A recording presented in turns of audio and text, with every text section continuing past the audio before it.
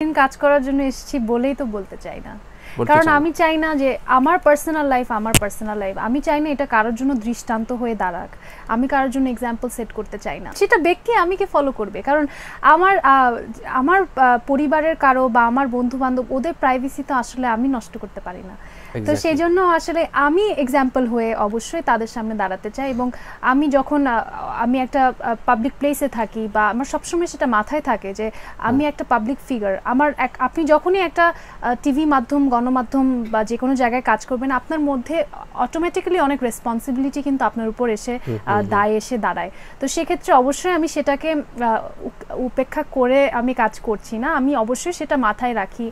আমার এমন কোনো আচরণ আমার কাছ থেকে ইনশাল্লাহ দর্শকরা কেউ দেখবেন না যেটা করে তারা আশাহত হন।